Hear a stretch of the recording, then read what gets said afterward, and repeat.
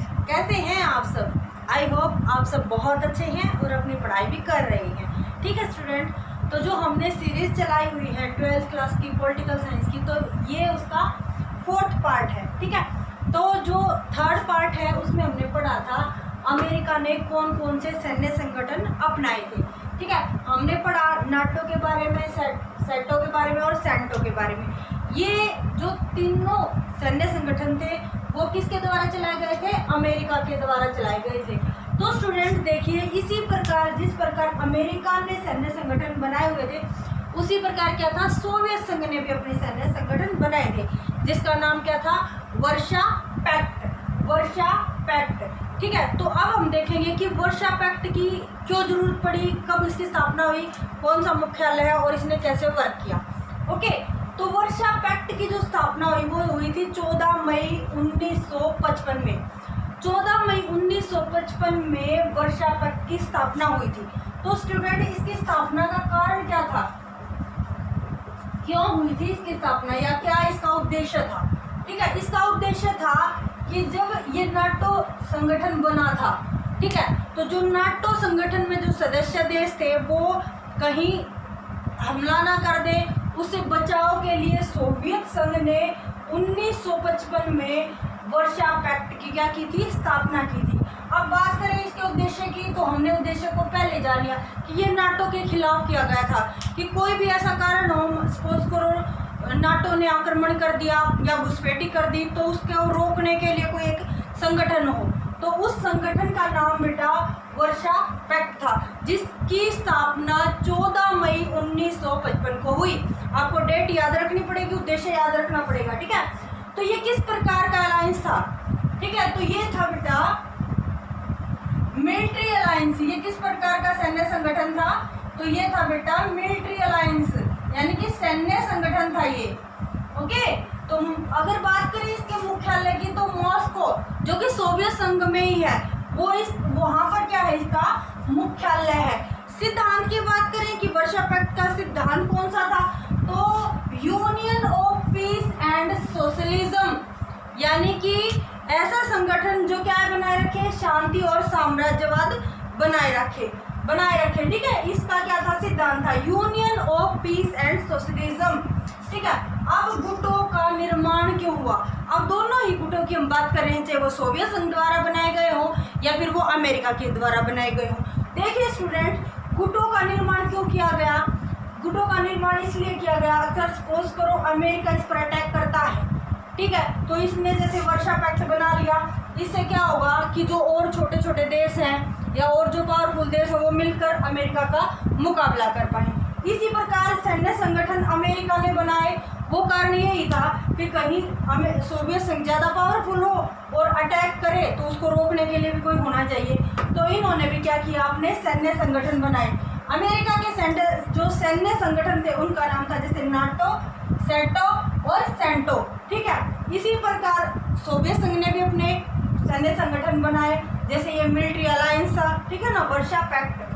तो ये इसीलिए हुआ था ताकि अगर सपोज करो किसी ने आक्रमण कर दिया तो क्या उनको सहायता मिल जाए, आर्थिक सहायता मिल जाए दूसरे देशों से, या यूँ कह लो उनको सैन्य सहायता मिल जाए या सैनिक सहायता जिसको बोला जा सकता है, या एक तरह से सुरक्षा सहायता मिल जाए। इन सभी के लिए क्या किसकी जरूरत पड़ी है? गुटों के निर्माण की जरूरत पड़ी है। तो देखिए स्टूडेंट, हमें पता है कि जब शीत युद्ध का दौर चला तो जो पूरा विश्व है वो 2 भागों में बट गया था। आपको अच्छे से चीज़ें शायद क्लियर हो भी गई होंगी अब, ठीक है ना, कि अमेरिका था एक तरफ सोवियत संघ था, और दोनों में ही क्या था, विचारों का युद्ध था।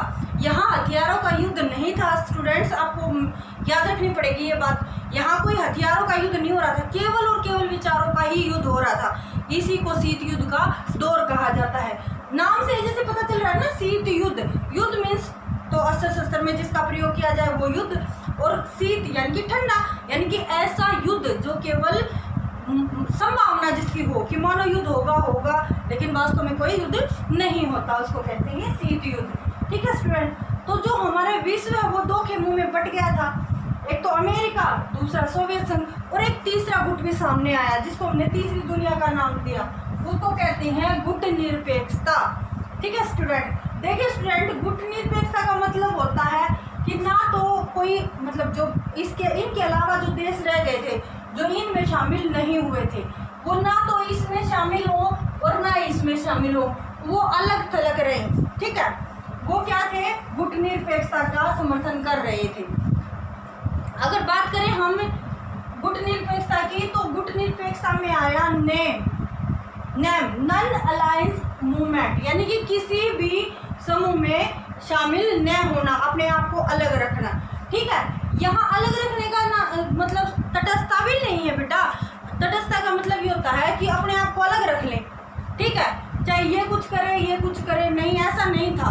इसका मतलब ये था कि गुट निरपेक्षता का मतलब अगर कोई भी गलत करता है तो गलत का साथ नहीं देना, अगर कोई सही करता है तो उसकी विचारधारा का साथ देना।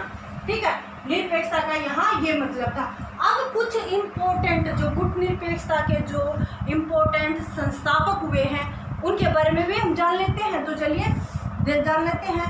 गुट निरपेक्ष आंदोलन, और इधर है हमारे संस्थापक, यूगोस्लाविया, जोसेफ ब्राज टिटो इसके संस्थापक थे, और भारत के थे पंडित जवाहरलाल नेहरू।